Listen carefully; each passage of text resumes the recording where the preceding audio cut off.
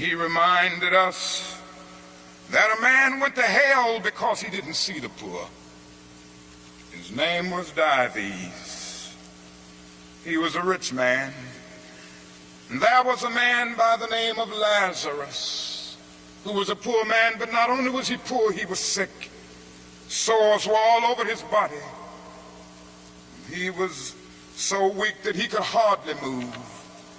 But he managed to get to the gate of Dives every day, wanting just to have the crumbs that would fall from his table.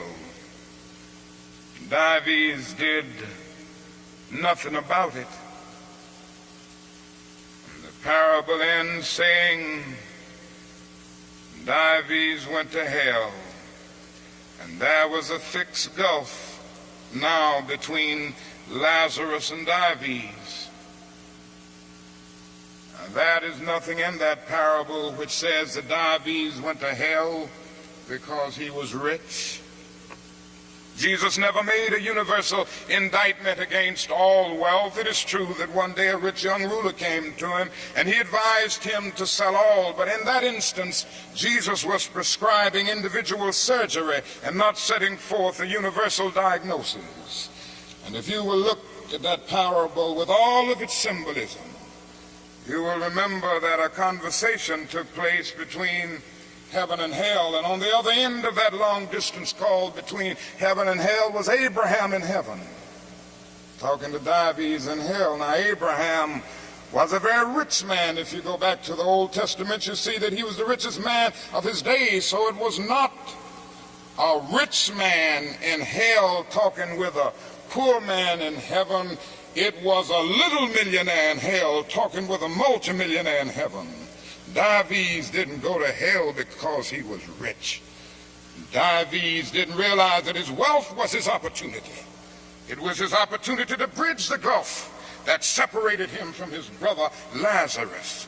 Dives went to hell because he passed by Lazarus every day and he never really saw him. He went to hell because he allowed his brother to become invisible.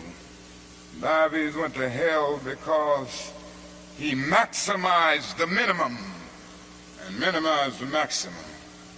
Indeed, Dives went to hell because he sought to be a conscientious objector in the war against poverty. And this can happen to America, the richest nation in the world. There's nothing wrong with that. This is America's opportunity help bridge the gulf between the haves and the have-nots. And the question is whether America will do it. There's nothing new about poverty. What is new is that we now have the techniques and the resources to get rid of poverty. But the real question is whether we have the will. In a few weeks, some of us are coming to Washington to see if the will is still alive, or if it is alive in this nation. We're coming to Washington in a poor people's campaign. Yes, we're going to bring the tired, the poor, the huddled masses. We're going to bring those who have known long years of hurt and neglect. We're going to bring those who've come to feel that life is a long and desolate corridor with no exit sign.